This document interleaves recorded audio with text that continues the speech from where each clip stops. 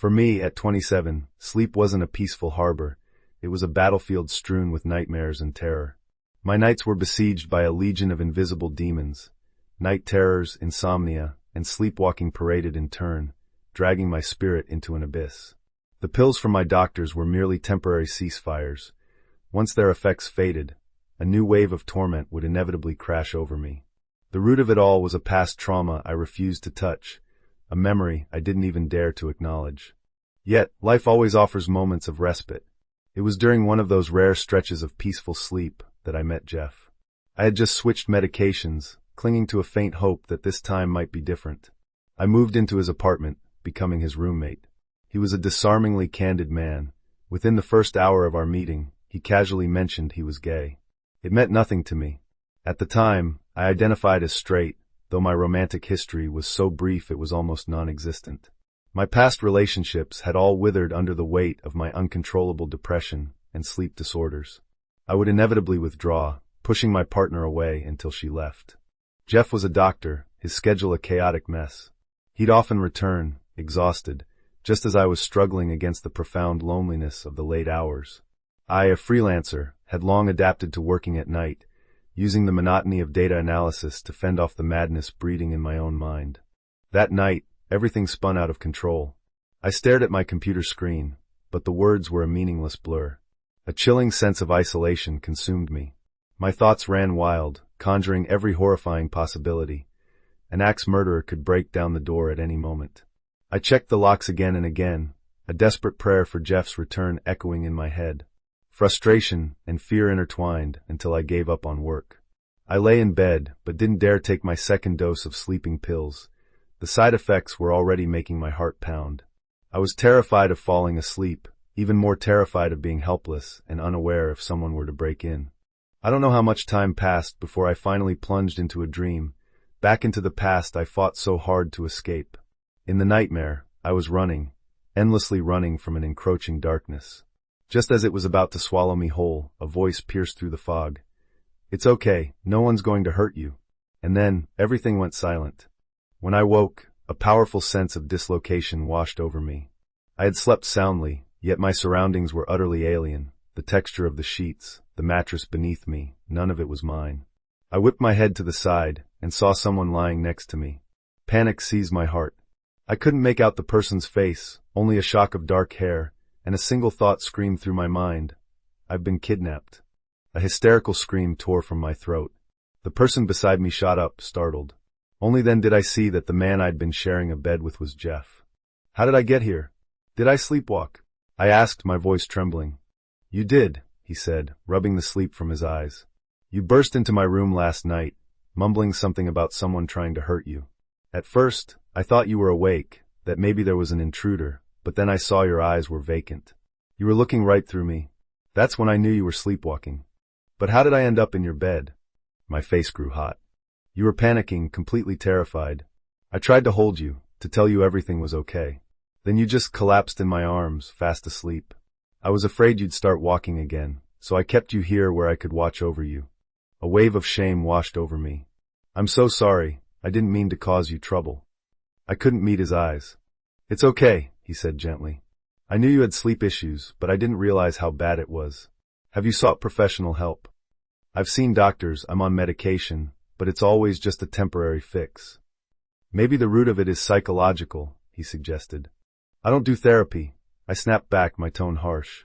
I couldn't bear the thought of dissecting my rotting past for a stranger. "I get it. Sorry I overstepped," he said, immediately backing off. "No, I'm the one who should be sorry."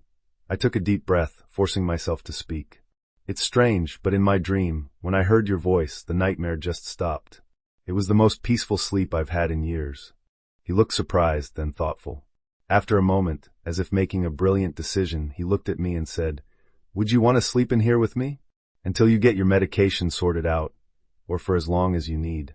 We can put a pillow between us if that makes you more comfortable." His offer sounded insane, yet it was lethally tempting. With him, I had found peace. "Okay," I agreed, "but on one condition." "Name it," he smiled. "You have to promise me you'll see a therapist. I don't know what you've been through, Leo, but you deserve professional help." His smile faded into something more solemn. In that moment, I felt a warmth I hadn't felt in years. I nodded, and he pulled me into a hug, an embrace that felt safer than anything I'd ever known. From then on, our lives fell into a strange, unspoken rhythm. When night fell, I would go to his room and find sanctuary in his presence. Only on the nights he worked a shift was I left to face my demons alone. During those sleepless hours, I'd text him, pouring out my thoughts, and he would always respond, his words a lifeline in the darkness. To honor my promise, and for myself, I finally found the courage to contact a therapist. The sessions were difficult, and I still couldn't bring myself to be completely open, but it was a start. In Jeff's bed, we did more than just sleep. I found myself growing incredibly attached to him. Sometimes, when sleep wouldn't come, I would just hold him, feeling the steady rhythm of his breathing until I finally found calm. I felt safe with him, safer than I had in years. I began to look forward to his days off, when we would walk together in the park. I, who had always hated exercise, found myself wanting to change for him. I craved every moment I could spend with him. He brought order to my chaotic world. I slowly realized that my feelings for him had transcended friendship. I began to question my own identity, wondering if my past assertions of being straight were only because I had never met the right person. One evening, he came home early from the hospital. "Hey, you're back early," I said, a smile spreading across my face. "Lucky you get me for the rest of the day," he winked. I laughed and hugged him. We decided against going out and instead curled up on the sofa under a shared blanket to watch a movie. Sometime during the film, I drifted off. I woke to find him staring at me. "What is it?" I asked, still groggy. "You were talking in your sleep," he said, his expression serious. "What did I say?" "You said, 'Stop,' and then you said, 'I'm going to tell my parents.'" The words struck me like a bolt of lightning, shattering the walls I had spent more than a decade building. Every suppressed memory, every ounce of fear and humiliation, came rushing back in a devastating flood. I could no longer contain it. A raw, guttural sob escaped me, and my body began to shake violently. The secret that festered deep inside me, the one I had hidden even from my therapist, had been detonated. I had to tell him. I needed a release. When I was 12, I choked out between sobs. A friend of my mother's, a rich woman, came to stay with us for a few months. She was so good to me, bought me gifts. I trusted her completely. "And then what?" he asked, his voice a gentle anchor in my storm. "And then one night, she came into my room." I couldn't continue. The memory was a physical thing, suffocating me, dragging me back to that locked room from which there was no escape. He didn't press. He simply pulled me into his arms, holding me tightly as I fell apart. "You don't have to say another word. I understand. You've been carrying this for so long." He cupped my face, his thumb gently wiping away my tears. "See? I'm a monster. Something broken beyond repair," I whispered, my head hung in despair. "Don't you dare say that." His voice was firm, resolute. "In my eyes, you are the strongest person I have ever met. But you don't have to be strong all the time. Let me be your strength, okay?" I looked up into his deep, kind eyes. In them, I saw nothing but complete acceptance and trust. In that moment, I could finally let go. I leaned in and kissed him. It was a kiss born of years of pain, of longing, and of overwhelming gratitude. He responded with a tenderness that unraveled me, his hand resting on my chest, feeling the frantic, desperate beat of a heart that was finally coming alive for him. After the kiss, we just looked at each other for a long time, everything understood without words. From that day on, he was with me through the hardest parts of my recovery. I finally found the words to tell my therapist the whole story. Healing wasn't instantaneous. I knew it would be a long road, but it was the first step toward a new life. Our relationship felt natural, inevitable. My sleep patterns slowly began to normalize. On a rare day off for him during the holidays, we had our first official date. He took me to his favorite restaurant, an elegant, classy place. By the soft glow of candlelight, he looked at me, his eyes full of emotion. "You know, I still feel like I'm dreaming, having you here with me." "Me too," I smiled.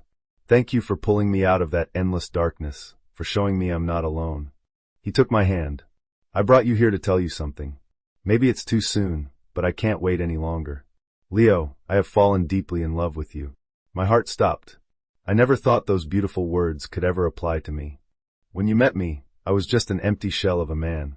You were the one who relit the flame inside me. "Jeff, I love you. You are my entire world." I hadn't just met him by chance. I had sleepwalked into his life while being haunted by my past. He saw me. He accepted me. He saved me. I held his hand tightly, all doubt and fear finally gone. I had once believed I was destined to be alone forever, with only my demons for company. But love, it seemed, had other plans for me.